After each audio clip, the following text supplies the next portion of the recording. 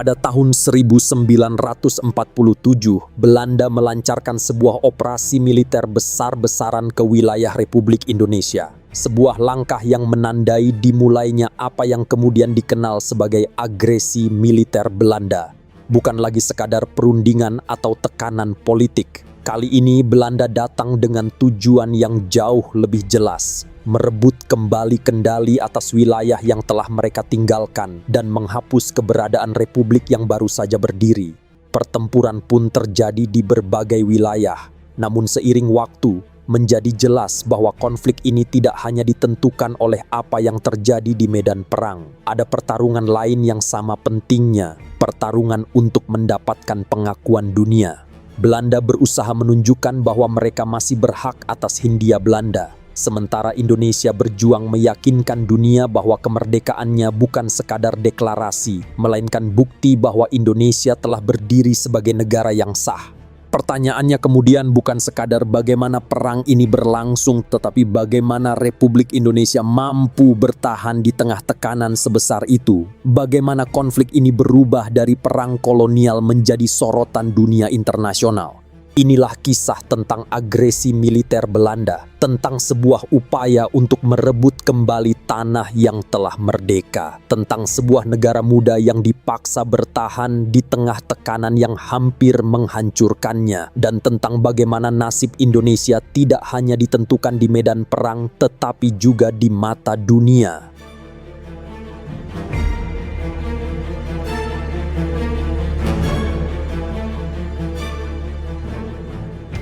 Pada 15 Agustus 1945, Jepang resmi menyerah kepada sekutu. Kekaisaran yang selama lebih dari 3 tahun menguasai Hindia Belanda runtuh dalam waktu singkat.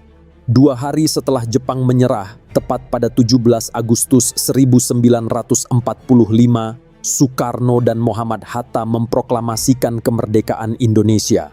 Namun proklamasi tersebut tidak secara otomatis melahirkan negara yang siap berjalan sepenuhnya. Pemerintah pusat masih baru dibentuk, komunikasi antar wilayah belum stabil, dan aparat keamanan belum memiliki struktur komando yang benar-benar terorganisasi.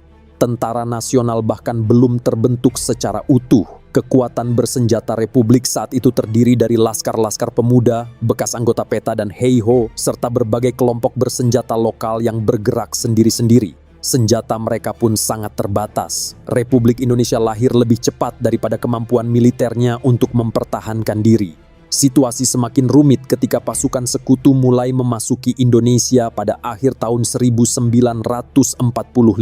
Secara resmi, mereka datang untuk melucuti tentara Jepang dan membebaskan tawanan perang. Operasi itu dipimpin Inggris di bawah komando Southeast Asia Command milik Lord Mountbatten. Namun bersama kedatangan sekutu ada pihak lain yang ikut kembali ke Indonesia, Netherlands Indies Civil Administration atau NICA.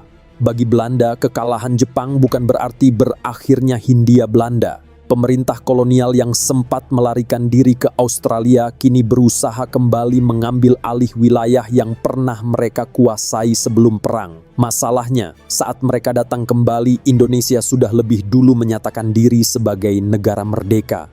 Di Jakarta, Surabaya, Medan, hingga Semarang, pasukan sekutu dan NICA mulai mengambil alih berbagai titik strategis yang sebelumnya dikuasai Jepang. Sementara itu, para pemuda Indonesia melihat kedatangan mereka sebagai ancaman langsung terhadap kemerdekaan yang baru saja diproklamasikan. Ketegangan itu segera berubah menjadi bentrokan bersenjata. Situasi di banyak daerah berlangsung kacau karena batas antara pihak-pihak yang bertempur seringkali tidak jelas. Di beberapa wilayah, konvoi yang membawa unsur NICA mulai disergap oleh pejuang Indonesia yang menolak kembalinya pemerintahan kolonial. Pertempuran-pertempuran tersebut memperlihatkan jurang kekuatan yang sangat besar. Sekutu dan Belanda datang dengan kendaraan lapis baja, artileri, radio militer, serta sistem logistik modern yang dibangun sejak Perang Dunia Kedua. Sementara di pihak Republik, banyak pejuang masih bergerak dengan persenjataan seadanya dan koordinasi yang belum rapi. Dalam kondisi seperti itu, para pemimpin Republik mulai menyadari satu hal penting. perang terbuka melawan Belanda dan kekuatan sekutu akan sangat sulit dimenangkan. Indonesia belum memiliki industri senjata, kekuatan militer yang stabil, maupun dukungan internasional yang cukup kuat untuk menghadapi mereka secara langsung. Karena itulah, sejak awal revolusi, perjuangan mempertahankan kemerdekaan tidak hanya dilakukan lewat pertempuran bersenjata.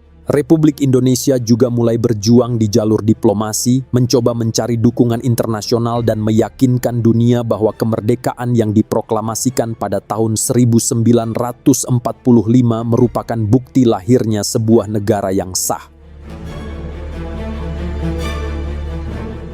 Memasuki tahun 1946, para pemimpin republik mulai melihat kenyataan yang sulit dihindari. Perlawanan bersenjata saja tidak cukup untuk mempertahankan kemerdekaan. Dalam keadaan seperti itu, jalur diplomasi mulai dipilih sebagai cara untuk menjaga agar republik tetap bertahan. Tokoh yang paling mendorong langkah ini adalah Sultan Syahrir.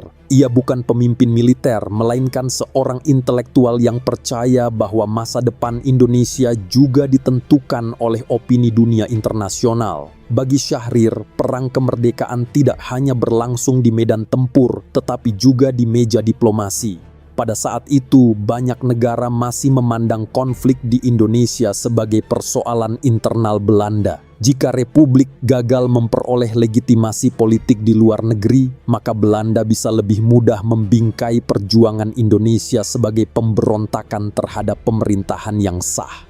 Menjelang akhir 1946, Inggris mulai mendorong Indonesia dan Belanda untuk menempuh jalur perundingan. Negosiasi kemudian dilakukan di Linggarjati, sebuah daerah di kaki Gunung Ciremai, Jawa Barat pada November 1946. Delegasi Indonesia dipimpin langsung oleh Sultan Syahrir, sementara Belanda diwakili mantan Perdana Menteri Willem Schermerhorn. Inggris bertindak sebagai penengah melalui Lord Killern. Namun bagi banyak kalangan di Indonesia, perundingan itu dipandang penuh risiko. Sejumlah kelompok menilai diplomasi hanya memberi waktu bagi Belanda untuk memperkuat posisinya. Sebagian laskar dan tokoh politik bahkan menolak segala bentuk kompromi yang dianggap mengurangi arti kemerdekaan penuh. Syahrir sendiri melihat ancaman lain yang tidak kalah besar. Perang berkepanjangan mulai mengganggu perdagangan dan memperburuk kondisi ekonomi wilayah Republik. Blokade Belanda semakin menekan, sementara pemerintah pusat masih kesulitan mengendalikan situasi di berbagai daerah. Dalam kondisi itu, ia memilih jalan yang menurutnya paling realistis, mempertahankan keberadaan Republik terlebih dahulu, meskipun harus menerima kompromi sementara. Pada 15 November 1946, naskah Perjanjian Linggarjati akhirnya disepakati. Salah satu poin terpentingnya adalah pengakuan Belanda secara de facto terhadap kekuasaan Republik Indonesia atas Jawa, Sumatera, dan Madura. Kedua pihak juga sepakat membentuk negara federal bernama Republik Indonesia Serikat yang nantinya akan tergabung dalam Uni Indonesia Belanda. Sekilas, kesepakatan itu tampak sebagai kemajuan besar. Untuk pertama kalinya, Belanda mengakui keberadaan Republik Indonesia meskipun masih terbatas. Banyak diplomat Indonesia berharap langkah ini bisa membuka jalan menuju pengakuan kedaulatan penuh tanpa perang yang lebih besar. Namun masalah terbesar justru muncul setelah perjanjian ditandatangani. Indonesia dan Belanda memiliki tafsir yang berbeda terhadap isi Linggarjati. Pemerintah Republik menganggap pengakuan de facto sebagai langkah awal menuju kemerdekaan penuh. Perjanjian tersebut dipandang sebagai masa transisi sambil memperkuat posisi Indonesia di dalam maupun luar negeri. Sementara itu, Belanda memandangnya secara berbeda. Bagi banyak pejabat kolonial, Republik hanyalah salah satu bagian dari struktur federal yang tetap berada di bawah pengaruh kerajaan Belanda. Bahkan setelah perjanjian dicapai, pemerintah Belanda mulai mengeluarkan penafsiran tambahan yang mempersempit kewenangan Republik dan wilayah kekuasaannya. Perbedaan tafsir itu perlahan terlihat di lapangan. Belanda mulai membentuk negara-negara federal di luar wilayah Republik melalui konferensi daerah dan dukungan kepada elit lokal tertentu. Di mata pemerintah Indonesia, langkah tersebut merupakan upaya memecah kekuatan nasional dan memperkecil posisi Republik. Di sisi lain, tekanan terhadap Syahrir di dalam negeri juga semakin besar. Oposisi menuduh pemerintah terlalu lunak terhadap Belanda. Demonstrasi mulai muncul di berbagai kota, sementara sejumlah kelompok bersenjata mulai kehilangan kepercayaan terhadap arah perjuangan yang ditempuh pemerintah pusat. Linggarjati akhirnya menciptakan keadaan yang rapuh. Indonesia dan Belanda memang menandatangani dokumen yang sama, tetapi keduanya membayangkan masa depan yang berbeda. Karena itu, perjanjian ini tidak pernah benar-benar menghadirkan perdamaian. Ia hanya menjadi jeda singkat sebelum konflik kembali membesar. Dan ketika perbedaan itu semakin tajam, pertarungan antara Indonesia dan Belanda perlahan berubah menjadi konflik yang jauh lebih besar daripada sekadar perebutan wilayah. Revolusi Indonesia mulai memasuki fase baru yang akan menentukan nasib Republik di mata dunia.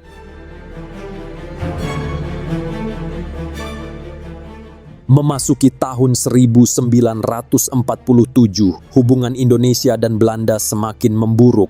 Bentrokan bersenjata terus terjadi di berbagai daerah, sementara kedua pihak mulai berusaha memenangkan dukungan dunia internasional. Bagi Republik Indonesia, situasi ini sangat berbahaya. Secara militer, kekuatan Indonesia masih jauh di bawah Belanda. Jika perang hanya ditentukan oleh kekuatan militer, peluang Republik untuk bertahan akan sangat kecil.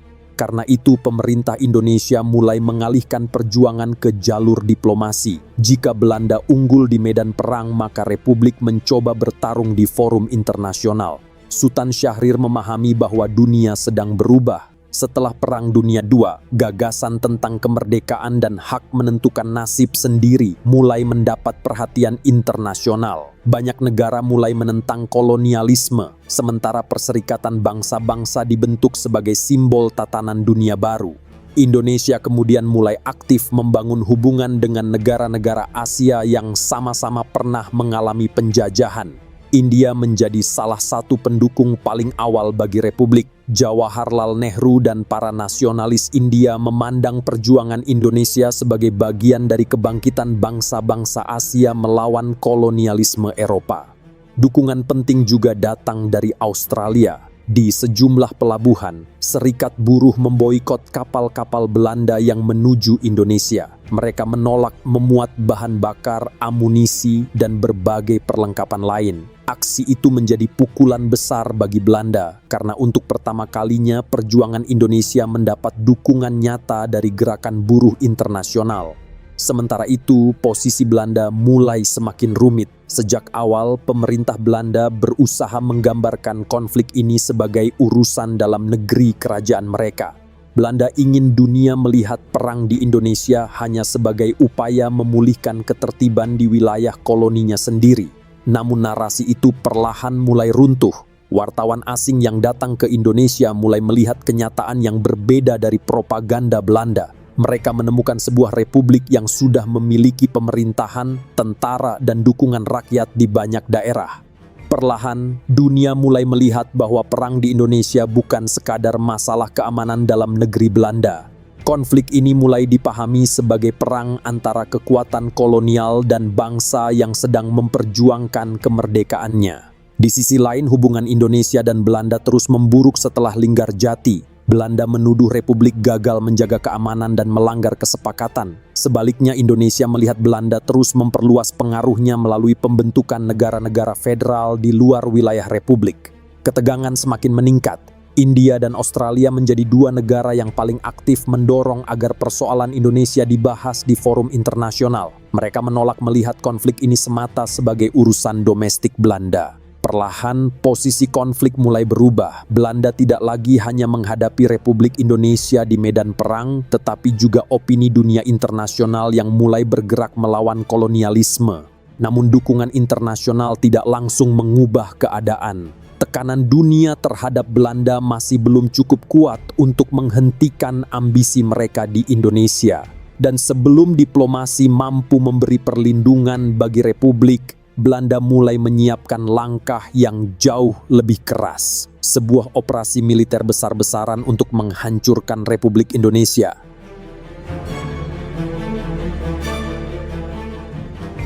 Memasuki pertengahan 1947, hubungan Indonesia dan Belanda berada di ambang konflik terbuka. Perjanjian Linggarjati yang semula diharapkan menjadi jalan damai justru berubah menjadi sumber kecurigaan. Di Den Haag, mulai tumbuh keyakinan bahwa diplomasi hanya memberi waktu bagi Republik untuk memperkuat diri. Di sisi lain, dukungan internasional terhadap Indonesia perlahan meningkat. Bagi Belanda, membiarkan keadaan ini berlarut-larut justru akan memperlemah posisi mereka sendiri. Situasi ini mendorong Belanda mengambil keputusan besar. Pada malam 20 Juli 1947, pasukan Belanda bergerak serentak di berbagai wilayah Jawa dan Sumatera. Operasi ini diberi nama Operasi Produk. Namun di hadapan dunia internasional, Belanda menggunakan istilah lain, Polisionele Acti atau aksi polisionil. Istilah ini bukan sekadar pilihan kata, melainkan strategi politik. Belanda berusaha menghindari kesan bahwa ini adalah perang antar negara, karena pengakuan itu berarti mengakui kedaulatan Republik Indonesia. Dengan menyebutnya operasi kepolisian, mereka mempertahankan narasi bahwa ini hanyalah upaya memulihkan ketertiban di wilayahnya sendiri. Namun kenyataan di lapangan berkata sebaliknya, yang dikerahkan bukan aparat kepolisian melainkan kekuatan militer penuh. Belanda mengirim divisi bersenjata lengkap, tank, artileri, kendaraan lapis baja, kapal perang, hingga pesawat tempur modern. Serangan dilakukan serentak di berbagai titik strategis. Di Jawa Timur, pendaratan amfibi terjadi di Pasir Putih dan wilayah sekitar Banyuwangi. Dari Porong, pasukan bergerak membuka jalur menuju Malang. Sementara di Sumatera, target utama adalah kawasan perkebunan dan ladang minyak yang bernilai tinggi. Belanda tidak berupaya menghancurkan Republik dalam satu pertempuran besar. Sebaliknya, strategi yang digunakan adalah mempersempit ruang gerak Indonesia secara bertahap. Pelabuhan, jalur kereta api, perkebunan, dan pusat distribusi logistik menjadi target utama. Semua titik ini berperan penting dalam menjaga kemampuan Republik untuk bertahan. Faktor ekonomi menjadi salah satu pertimbangan utama. Setelah Perang Dunia II, Belanda berada dalam tekanan finansial yang berat. Jawa memiliki perkebunan gula dan pelabuhan penting, sementara Sumatera kaya akan minyak, karet, dan hasil perkebunan bernilai tinggi. Sumber daya ini sangat dibutuhkan untuk memulihkan ekonomi Belanda pasca perang. Karena itu, operasi militer ini tidak hanya bertujuan merebut wilayah, tetapi juga menguasai kembali aset ekonomi strategis yang sebelumnya berada di bawah kendali Republik. Pada tahap awal, Belanda tidak langsung menyerang Yogyakarta, pusat pemerintahan Republik. Risiko pertempuran besar di ibu kota dianggap terlalu tinggi. Sebagai gantinya, mereka memilih merebut wilayah-wilayah ekonomi strategis terlebih dahulu. Jalur distribusi diputus, wilayah penting dikuasai, dan tekanan terhadap Republik dilakukan secara bertahap. Di lapangan, perbedaan kekuatan kedua pihak terlihat jelas. Tentara Belanda memiliki pengalaman perang modern dari Eropa, didukung sistem logistik yang rapi, komunikasi radio militer, serta kekuatan udara yang konsisten. Banyak di antara mereka adalah pasukan yang telah terlibat dalam operasi besar selama Perang Dunia II. Sebaliknya, pasukan Indonesia masih menggunakan persenjataan campuran, sebagian besar peninggalan Jepang, dengan kendaraan terbatas dan jalur suplai yang sering terganggu.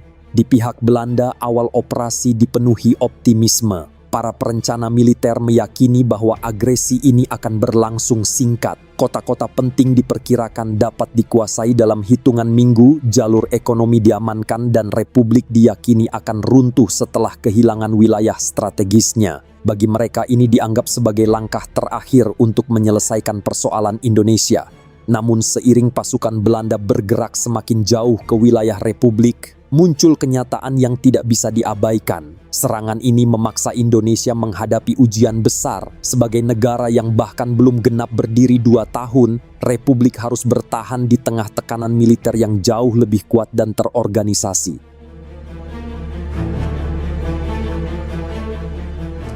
Dalam hitungan hari setelah operasi militer dimulai, situasi di berbagai wilayah Indonesia berubah drastis. Di banyak daerah, tentara Republik tidak hancur dalam satu pertempuran besar. Mereka justru perlahan dipaksa mundur oleh tekanan yang terus datang tanpa henti. Di tengah kondisi tersebut, sebuah keputusan berat diambil. Kota-kota yang mustahil dipertahankan mulai ditinggalkan. Sebelum mundur, pasukan Republik menghancurkan jembatan, merusak rel kereta, dan membakar gudang logistik agar tidak bisa digunakan Belanda.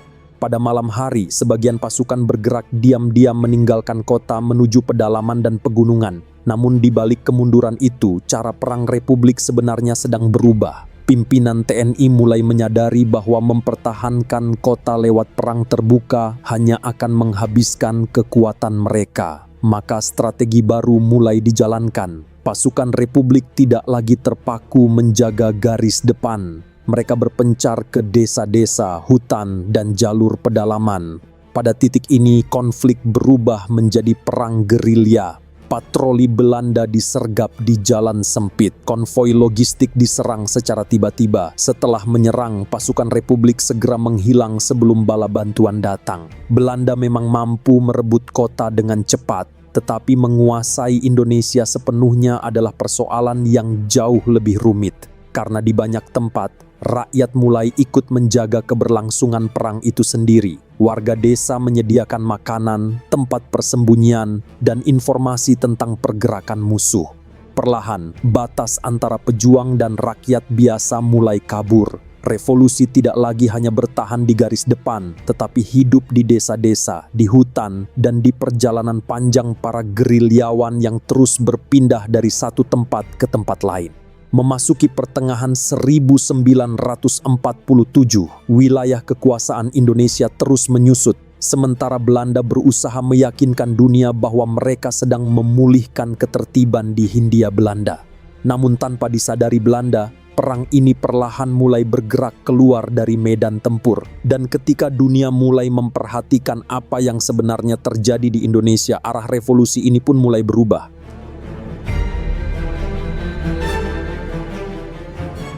Menjelang akhir tahun 1947, perang dan tekanan internasional memaksa Indonesia dan Belanda kembali berunding. Perundingan dilaksanakan di atas kapal perang Amerika Serikat USS Renville yang berlabuh di Pelabuhan Tanjung Priok, Jakarta. Kapal tersebut dipilih sebagai tempat netral di tengah situasi yang semakin tegang.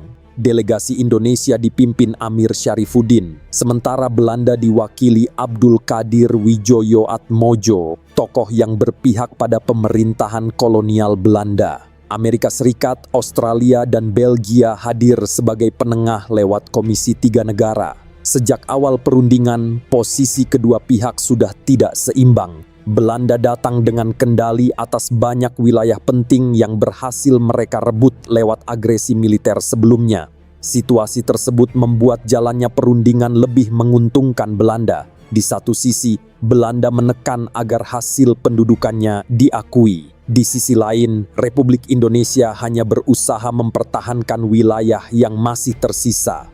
Pada 17 Januari 1948, Perjanjian Renville resmi ditandatangani. Salah satu isi terpenting perjanjian itu adalah pengakuan terhadap garis demarkasi baru yang kemudian dikenal sebagai Garis Van Mook. Garis ini mengikuti wilayah-wilayah yang berhasil diduduki Belanda selama agresi militer Belanda I. Artinya, banyak daerah yang sebelumnya dipertahankan Republik kini secara diplomatik dianggap berada di bawah kendali Belanda. Dampaknya langsung terasa. Wilayah Republik Indonesia menyusut drastis. Di Pulau Jawa, daerah-daerah yang sebelumnya masih terhubung kini terpisah oleh wilayah pendudukan Belanda. Banyak pasukan TNI dan Laskar Rakyat terjebak di daerah-daerah yang menurut hasil perjanjian tidak lagi masuk wilayah Republik. Perubahan itu bukan sekadar garis di atas kertas. Jalur komunikasi terganggu, distribusi logistik semakin sulit, dan pergerakan pasukan Indonesia menjadi sangat terbatas. Wilayah Republik kini terpecah dan terisolasi di tengah daerah-daerah yang dikuasai Belanda. Secara militer maupun politik, posisi Indonesia menjadi jauh lebih lemah dibanding sebelumnya. Bagi Belanda, Renville menjadi kemenangan besar. Banyak wilayah yang sebelumnya direbut lewat operasi militer kini mendapat pengakuan melalui jalur diplomasi. Tanpa melanjutkan serangan besar-besaran, Belanda berhasil mempersempit ruang gerak Republik dan memperkuat posisi mereka di mata internasional. Di dalam negeri, hasil Renville memicu krisis politik besar. Banyak tokoh menganggap perjanjian ini sebagai kemunduran serius bagi Republik Indonesia. Setelah kehilangan wilayah akibat agresi militer, pemerintah kini harus menerima penyempitan wilayah secara resmi lewat perundingan. Amir Syarifuddin pun menghadapi kritik keras dari kalangan politik maupun militer, hingga akhirnya kabinetnya jatuh tidak lama setelah perjanjian ditandatangani. Namun bagi pemerintah Republik saat itu, pilihan yang tersedia memang sangat terbatas. Melanjutkan perang terbuka dalam kondisi militer yang sudah tertekan berisiko membawa situasi ke arah yang lebih buruk. Gencatan senjata setidaknya memberi kesempatan bagi Republik untuk bertahan, menjaga pemerintahan tetap berjalan, mempertahankan TNI, dan membeli waktu sebelum tekanan berikutnya datang. Tetapi jeda itu harus dibayar mahal. Renville mengubah keseimbangan konflik secara drastis. Di atas kertas, gencatan senjata memang tercapai. Namun di balik meja diplomasi, kedua pihak sebenarnya sedang bersiap menghadapi babak konflik berikutnya.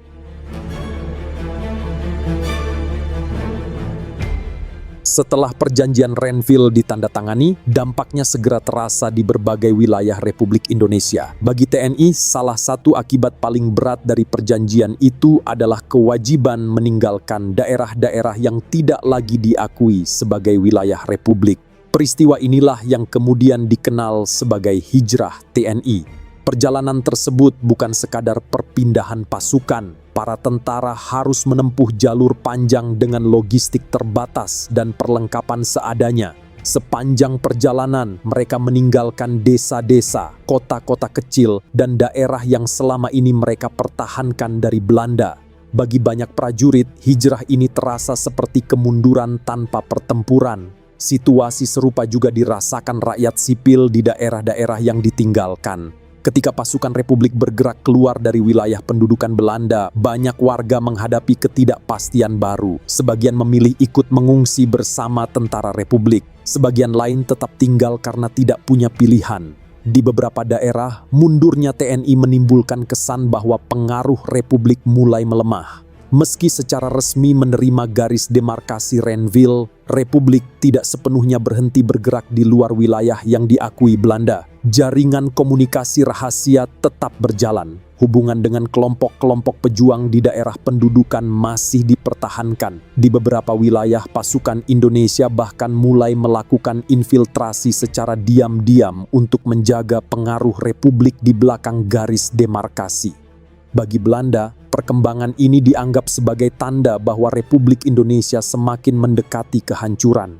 Keyakinan itu semakin kuat ketika Belanda melihat Republik kini lebih bergantung pada jalur diplomasi dibanding kekuatan militer. Di kalangan pimpinan Belanda mulai muncul anggapan bahwa satu serangan besar lagi mungkin cukup untuk menghancurkan pusat pemerintahan Republik untuk selamanya. Namun di pihak Indonesia, situasinya dipandang berbeda. Bagi pimpinan Republik, bertahan hidup jauh lebih penting dibanding mempertahankan seluruh wilayah dalam jangka pendek. Selama pemerintahan masih berjalan, tentara masih bertahan, dan dukungan rakyat belum hilang, perjuangan dianggap belum berakhir. Perbedaan cara pandang inilah yang perlahan mendorong konflik menuju babak berikutnya. Kedua pihak bergerak dengan strategi berbeda, tetapi menuju benturan yang sama. Dan semakin lama situasi itu berlangsung, semakin kuat keyakinan Belanda bahwa menunggu saja tidak akan cukup untuk menyelesaikan persoalan Indonesia.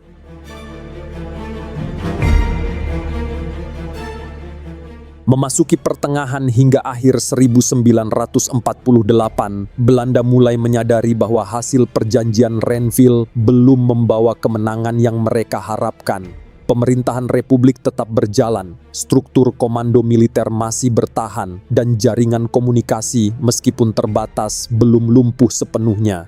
Di sisi lain, tekanan internasional juga belum menghilang. Dunia masih memperhatikan situasi di Indonesia meskipun belum selalu disertai tindakan nyata. Setiap operasi militer Belanda berisiko kembali memicu sorotan internasional. Artinya, waktu tidak sepenuhnya berpihak kepada mereka. Jika menunggu terlalu lama, Republik justru bisa bertahan lebih kuat dan memperoleh dukungan yang lebih luas.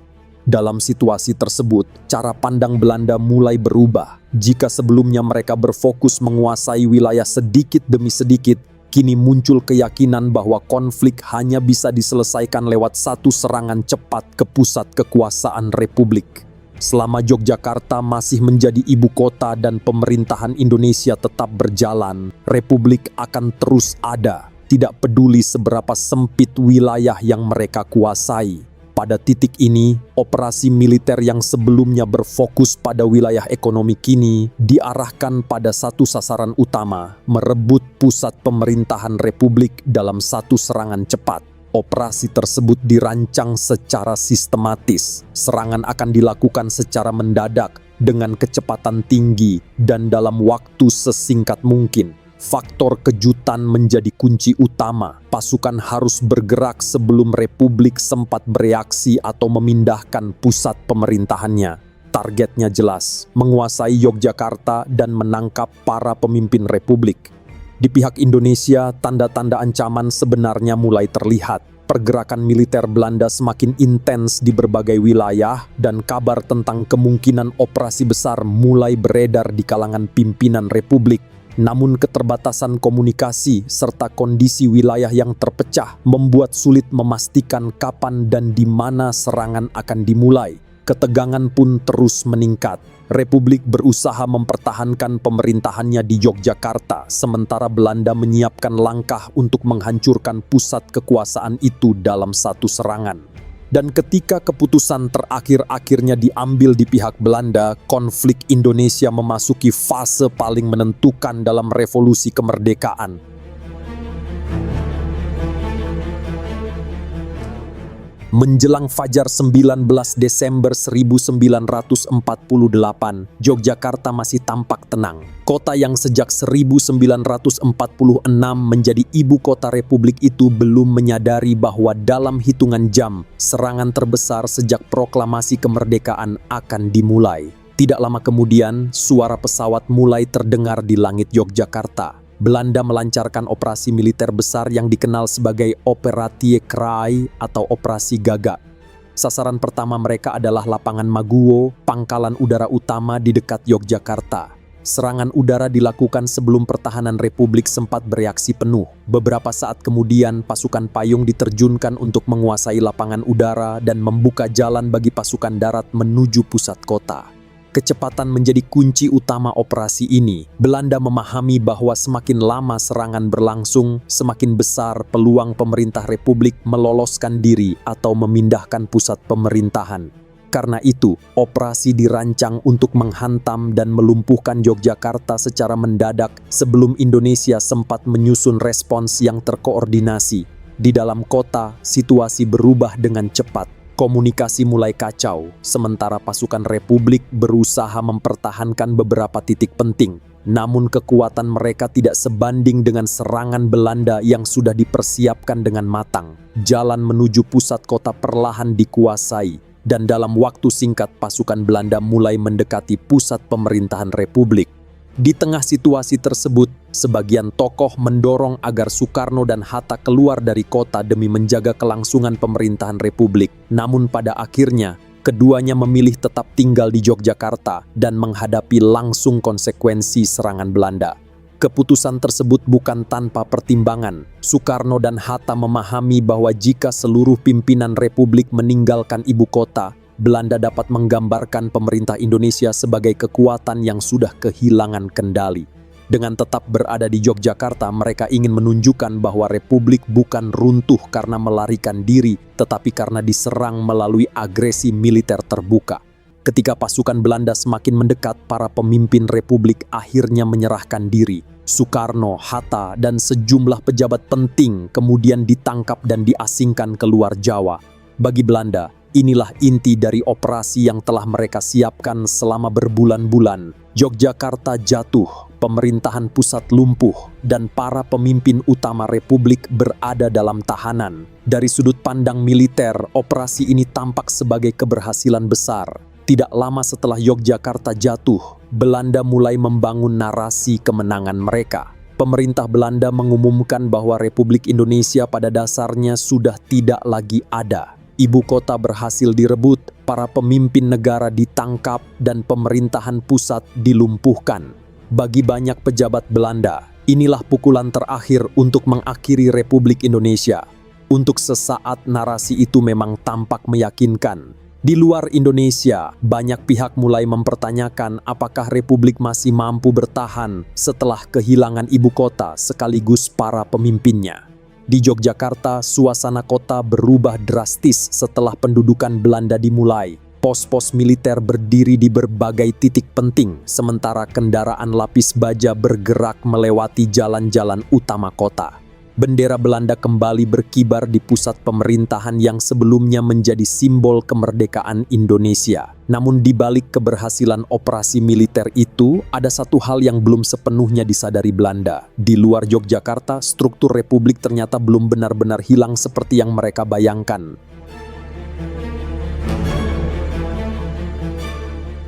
Jatuhnya Yogyakarta sempat membuat Republik Indonesia tampak berada di ambang kehancuran. Ibu kota direbut, para pemimpin utama ditangkap, dan pusat pemerintahan lumpuh hanya dalam hitungan jam. Dari sudut pandang Belanda, operasi itu terlihat berhasil menghancurkan Republik sebagai sebuah negara. Namun situasi di luar Yogyakarta ternyata belum sepenuhnya dikuasai Belanda. Sebelum ditangkap, para pemimpin Republik sempat mengirim pesan darurat ke Sumatera. Salah satu pesan penting ditujukan kepada Syafruddin Prawira Negara yang saat itu berada di Bukit Tinggi, Sumatera Barat. Pesan itu berisi mandat agar pemerintahan Republik tetap berjalan jika pusat kekuasaan di Jawa benar-benar lumpuh. Mandat itu segera dijalankan. Pada 22 Desember 1948, Syafruddin bersama sejumlah tokoh Republik membentuk Pemerintahan Darurat Republik Indonesia atau PDRI di Sumatera Barat. Pemerintahan ini lahir dalam kondisi serba darurat. Mereka tidak memiliki ibu kota tetap, tidak punya gedung pemerintahan resmi, dan harus terus berpindah dari satu daerah ke daerah lain untuk menghindari pengejaran Belanda. Kehadiran PDRI kemudian menjadi titik penting dalam kelangsungan Republik Indonesia. Belanda memang berhasil merebut Yogyakarta dan menangkap Soekarno serta Hatta, tetapi mereka gagal menghentikan jalannya pemerintahan Republik. Meskipun ibu kota jatuh, Indonesia ternyata masih tetap berjalan sebagai sebuah negara. Semakin lama PDRI bertahan, semakin terlihat bahwa perhitungan Belanda mulai meleset. Mereka sebelumnya berharap jatuhnya Yogyakarta akan langsung menghancurkan legitimasi Republik di mata internasional. Namun keberadaan pemerintahan darurat justru menunjukkan bahwa Indonesia masih memiliki struktur politik yang mampu bertahan meski kehilangan ibu kotanya. Di dalam negeri, kabar berdirinya PDRI juga memberi dorongan besar bagi semangat perjuangan. Setelah jatuhnya Yogyakarta sempat menimbulkan kesan bahwa Republik akan runtuh, pemerintahan darurat menjadi tanda bahwa perjuangan belum berakhir. Pemerintah tetap berjalan, jalur komando tetap ada, dan Indonesia belum hancur seperti yang diumumkan Belanda. Bagi Belanda, perkembangan ini menjadi masalah baru. Mereka memang berhasil merebut ibu kota Republik, tetapi kemenangan itu tidak otomatis mengakhiri Indonesia. Semakin lama PDRI bertahan, semakin jelas bahwa Republik masih mampu hidup bahkan dalam kondisi paling terdesak. Dan pada saat pemerintahan darurat itu terus bergerak dari pengasingan, satu hal lain juga mulai terlihat. Belanda mungkin berhasil menguasai kota-kota penting, tetapi mereka belum mampu menghentikan perlawanan Republik di lapangan.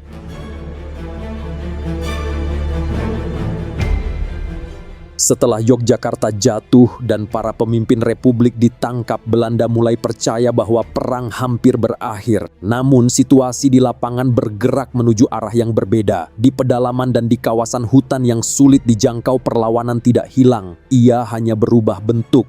Pasukan Republik tidak lagi bergerak dalam barisan besar untuk mempertahankan kota, melainkan dalam kelompok-kelompok kecil yang berpindah, menyerang, lalu menghilang sebelum Belanda sempat membalas. Di tengah situasi itu, Jenderal Sudirman tetap memimpin perjuangan gerilya.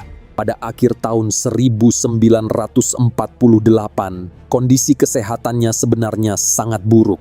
Tuberkulosis yang dideritanya telah merusak paru-parunya, dan perjalanan panjang menjadi beban berat bagi tubuhnya. Namun setelah Yogyakarta jatuh, ia memilih meninggalkan kota dan bergerak bersama pasukan kecil ke pedalaman. Dalam banyak perjalanan, Sudirman harus ditandu melewati hutan, jalan setapak, dan sungai sambil terus berpindah tempat untuk menghindari pengejaran Belanda.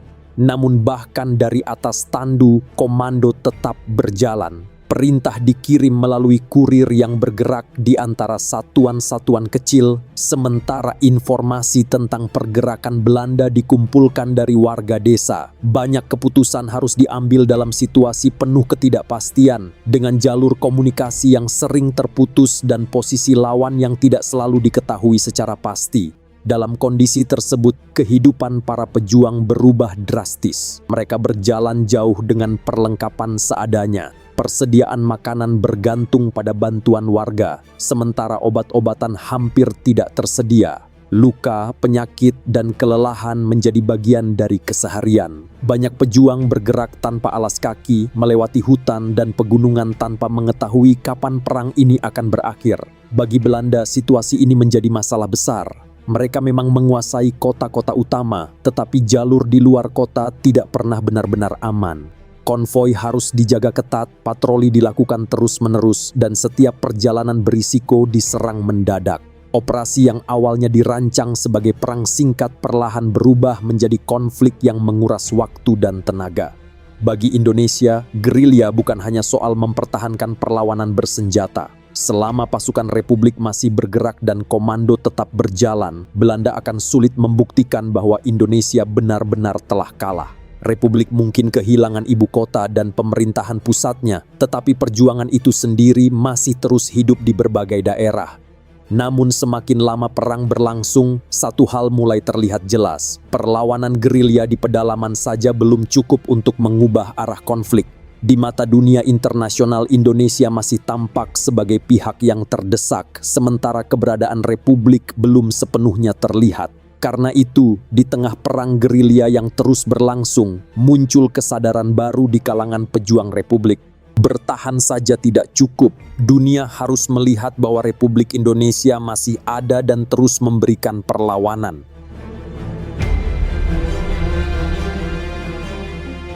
Memasuki awal 1949, perang gerilya masih terus berlangsung di berbagai wilayah. Namun ada satu masalah besar, dunia luar tidak benar-benar melihat bahwa Republik masih bertahan. Yogyakarta telah jatuh dan para pemimpin Republik ditahan. Dalam situasi itu, Belanda masih bisa meyakinkan dunia bahwa Indonesia hanya tinggal sisa-sisa perlawanan yang perlahan akan runtuh.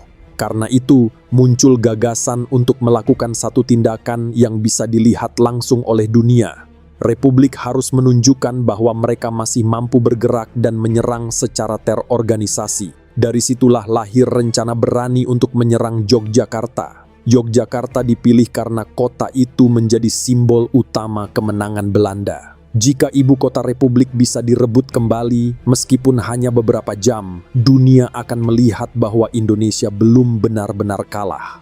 Letnan Kolonel Soeharto menjadi salah satu tokoh penting dalam penyusunan operasi ini. Sebagai komandan di wilayah sekitar Yogyakarta, ia memahami kondisi lapangan dan pola pertahanan Belanda. Rencana itu kemudian mendapat persetujuan dari Jenderal Sudirman. Meski kondisi kesehatannya terus memburuk, otoritasnya sebagai panglima tetap menjadi penentu arah perjuangan Republik. Persetujuan Sudirman menegaskan bahwa operasi ini merupakan bagian dari strategi besar perang gerilya Indonesia. Persiapan dilakukan secara diam-diam, pasukan dikumpulkan perlahan, jalur masuk dipetakan, dan titik pertahanan Belanda dipelajari. Waktu menjadi faktor utama, pasukan Republik harus bergerak cepat sebelum Belanda sempat mengirim bala bantuan. Menjelang subuh 1 Maret 1949, dari berbagai arah di luar kota, pasukan Republik perlahan mendekat. Mereka tidak datang dalam satu barisan besar, melainkan dalam kelompok-kelompok kecil melalui jalur yang telah dipelajari sebelumnya. Jalan setapak, gang sempit, dan celah di antara pos penjagaan dimanfaatkan untuk menembus pertahanan tanpa menarik perhatian. Setiap langkah dilakukan dalam diam. Di titik-titik tertentu, mereka berhenti sejenak menunggu isyarat. Ketika isyarat itu tiba, tembakan pertama memecah keheningan. Dalam hitungan menit, suasana kota berubah total. Pasukan Republik mulai menyerang posisi-posisi Belanda dari beberapa arah sekaligus. Kontak senjata terjadi hampir bersamaan, menciptakan kebingungan di antara pasukan penjaga yang tidak mengantisipasi serangan sebesar itu. Jalan-jalan yang sebelumnya sepi tiba-tiba dipenuhi suara tembakan, teriakan komando, dan pergerakan pasukan dari arah yang tidak terduga. Belanda terkejut. Serangan ini bukan gangguan kecil seperti yang biasa muncul dalam perang gerilya. Ini adalah operasi terkoordinasi yang langsung menyasar jantung kota. Dalam waktu singkat, beberapa titik penting mulai dikuasai pasukan Republik. Pos-pos Belanda yang terpisah kesulitan saling mendukung, sementara komunikasi mereka tidak bergerak cukup cepat untuk menghadapi serangan mendadak itu. Di tengah kekacauan tersebut, pasukan Indonesia terus bergerak. Setelah sebuah lokasi berhasil dikuasai, mereka segera bergerak ke sasaran berikutnya. Kecepatan menjadi kunci. Setiap menit yang berlalu memperbesar kemungkinan datangnya bala bantuan Belanda. Di beberapa lokasi, pertempuran berlangsung dalam jarak dekat. Pasukan saling berhadapan di jalan sempit, di sekitar bangunan pemerintahan, dan di persimpangan kota. Tidak ada ruang untuk manuver besar. Yang ada hanyalah keputusan cepat, pergerakan singkat, dan keberanian untuk terus maju di tengah tembakan musuh. Di beberapa titik, bendera merah putih mulai dikibarkan kembali. Bagi pasukan Republik, itu bukan sekadar simbol. Itu adalah pesan. Sebuah tanda bahwa Indonesia masih ada. Bahwa pemerintahan yang dinyatakan telah berakhir ternyata masih mampu kembali ke kota yang pernah direbut darinya. Selama kurang lebih 6 jam, pasukan Republik berhasil menguasai sebagian besar Yogyakarta. Dalam waktu singkat itu, posisi-posisi penting diduduki dan aktivitas militer Belanda terganggu. Tetapi yang paling penting, keberadaan Republik ditunjukkan secara terbuka di jantung kota yang sebelumnya dianggap sudah sepenuhnya dikuasai Belanda. Namun sejak awal, operasi ini memang tidak ditujukan untuk mempertahankan kota dalam waktu lama. Ketika bala bantuan Belanda mulai datang dan tekanan militer meningkat, pasukan Republik menarik diri secara bertahap. Mereka keluar melalui jalur yang telah disiapkan, kembali ke wilayah gerilya untuk melanjutkan perlawanan. Ketika pertempuran mereda dan Belanda kembali menguasai kota, Yogyakarta tampak seolah kembali seperti semula. Tetapi 6 jam itu meninggalkan dampak yang jauh lebih besar daripada sekadar pertempuran di kota. Serangan tersebut membuktikan bahwa Republik Indonesia belum hilang seperti yang diklaim Belanda. Ibu kota memang telah jatuh. Para pemimpin utama memang ditahan. Namun Indonesia masih mampu merencanakan, mengoordinasikan, dan melaksanakan operasi militer di jantung wilayah yang dikuasai musuh. Karena itulah, arti serangan ini tidak berhenti di medan tempur. Apa yang terjadi selama beberapa jam di Yogyakarta segera bergema jauh melampaui batas kota. Serangan itu mulai mengubah cara dunia memandang konflik Indonesia.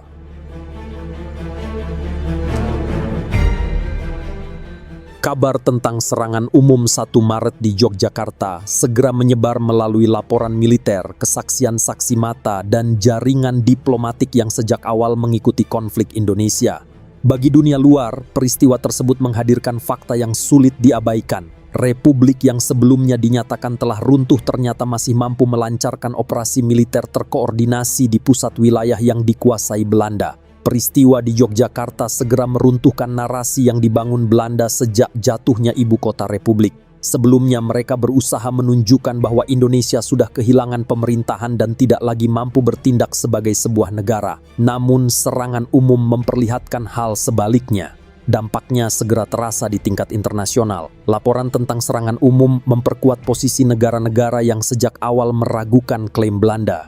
Bagi mereka, operasi ini menjadi bukti bahwa konflik di Indonesia belum selesai dan tidak bisa lagi dianggap sebagai urusan dalam negeri Belanda semata.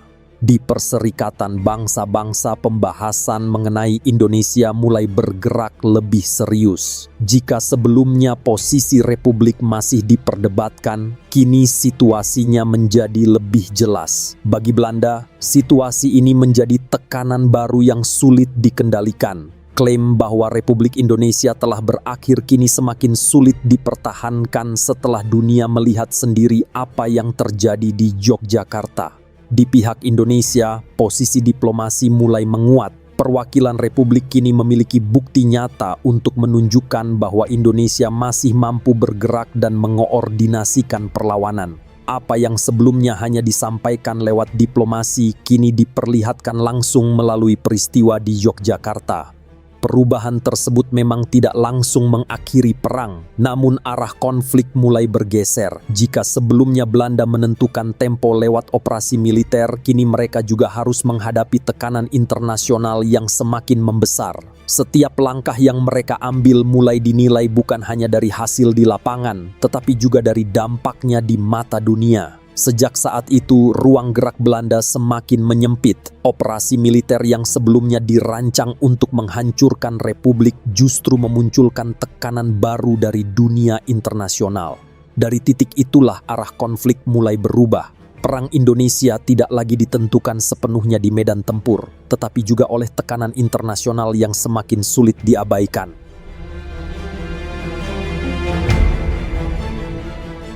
Setelah serangan umum 1 Maret 1949, perlahan tekanan internasional terhadap Belanda mulai meningkat termasuk dari Amerika Serikat. Pada akhir dekade 1940-an, dunia sudah memasuki awal Perang Dingin, ketika setiap konflik mulai dilihat sebagai bagian dari persaingan politik global.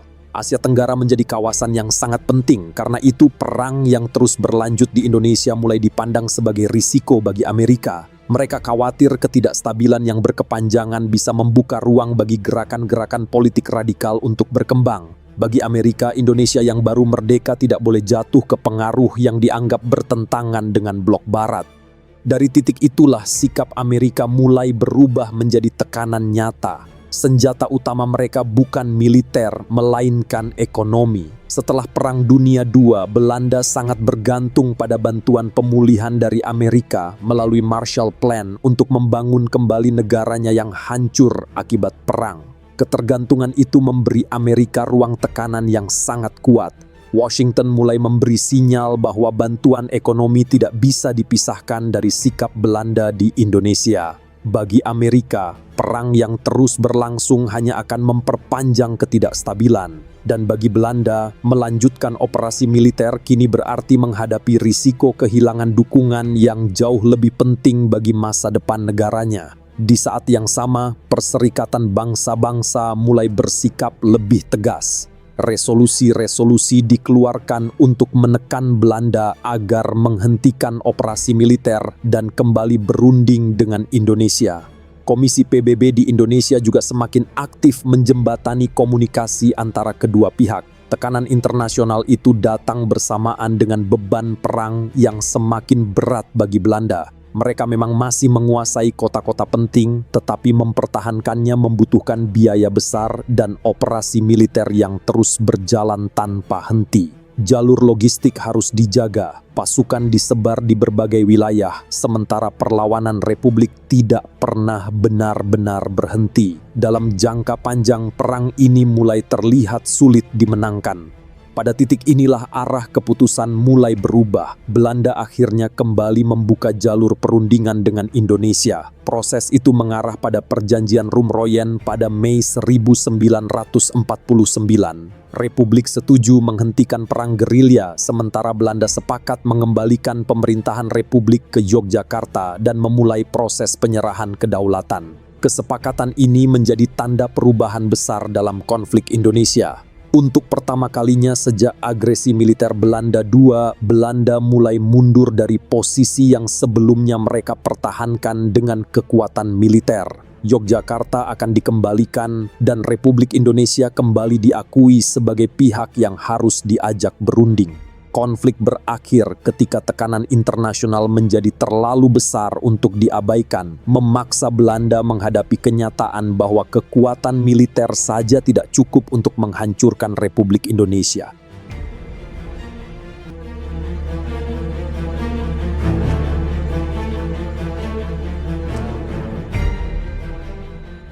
Pada akhir tahun 1949, konflik panjang antara Indonesia dan Belanda akhirnya mendekati akhir.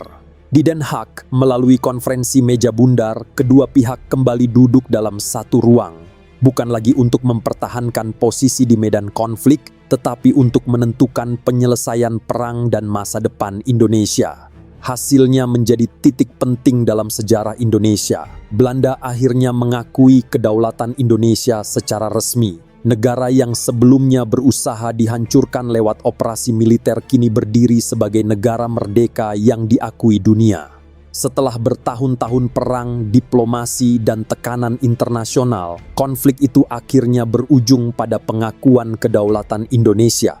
Namun kemerdekaan itu tidak datang sebagai hadiah. Kemerdekaan lahir dari keputusan-keputusan yang diambil dalam situasi paling sulit ketika pilihan terbatas, kekuatan tidak seimbang dan hasil akhir tidak pernah pasti.